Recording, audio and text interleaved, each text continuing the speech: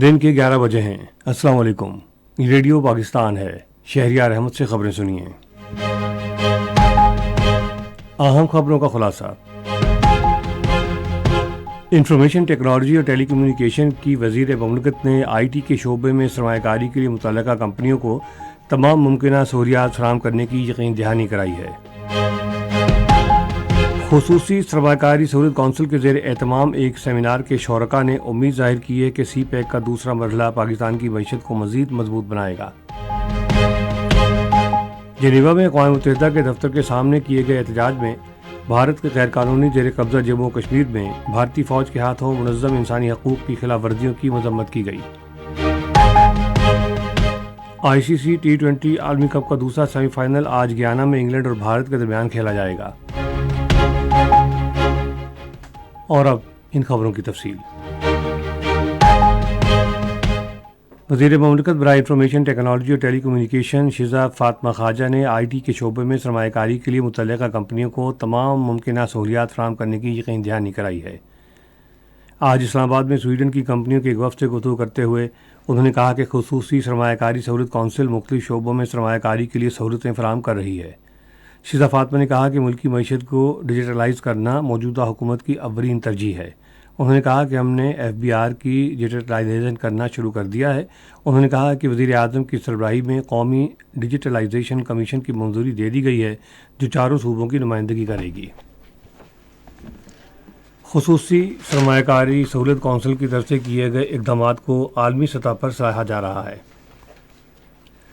کراچی میں چین پاکستان اقتصادی راہداری کے دوسرے مرحلے اور خصوصی سرمایہ کاری سہولت کونسل کے بارے میں ایک خصوصی سیمینار کا انعقاد کیا گیا۔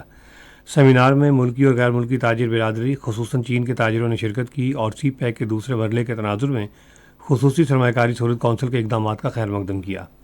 شرکاء نے خصوصی سرمایہ کاری سہولت کونسل کو سول اور فوجی قیادت کا عظیم کارنامہ قرار دیا۔ ریاستی اداروں پر اعتماد کا اظہار کرتے ہوئے شرکاء نے کہا کہ انہیں امید ہے کہ سی پیک کا دوسرا مرحلہ پاکستان کی معیشت کو مستحکم کرے گا۔ NLC نے کوہ پیمائی کے فروغ کے لیے اقدامات شروع کیے ہیں۔ NLC کے تعاون سے خواتین کی ایک ٹیم دنیا کی دوسری بلند ترین چوٹی K2 سر کرے گی اور وہاں پر قومی پرچم لہرائے گی۔ یہ ٹیم لاہور اور گلگت بلتستان کی خواتین پر مشتمل ہے۔ سکردو میں بھی خواتین ٹیم کے اعزاز میں ایک تقریب کا انعقاد کیا گیا۔ NLC کی جانب سے ٹیم کو 50 لاکھ روپے کا چیک پیش کیا گیا۔ اس سے پہلے NLC نے کوہ پیما عابد بیگ کو ضروری وسائل فراہم کیے جو دنیا کی 9ویں بلند ترین چوٹی نانگا پربت کو سر کریں گے۔ پاکستان نے عالمی برادری پر زور دیا ہے کہ وہ بوجھ میں شراکت داری کے اصول کی عدم موجودگی پر توجہ دے جس کے نتیجے میں ترقی پذیر ممالک کو بے گھر افراد اور پناہ گزینوں کی بڑی تعداد کی میزبانی کی ذمہ داری اٹھانا پڑ رہی ہے۔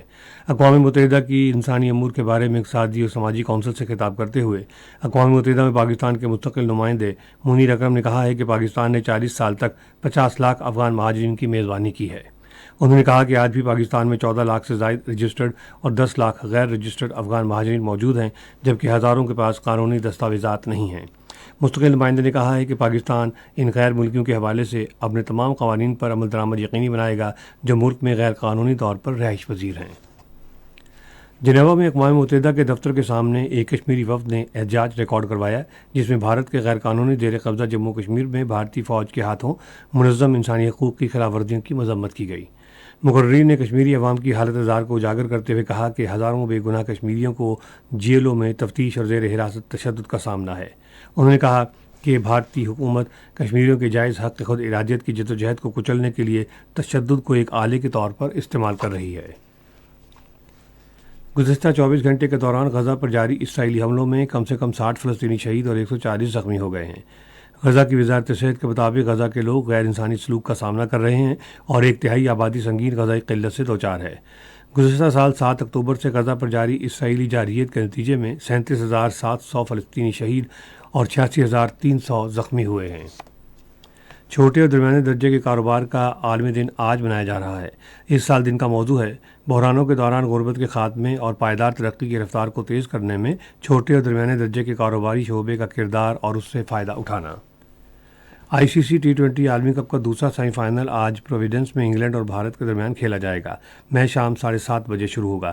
اس سے پہلے تروبہ میں پہلے سیمی فائنل میں جنوبی افریقہ کی ٹیم افغانستان کو 9 وکٹوں سے شکست دے کر فائنل میں پہنچ گئی ہے۔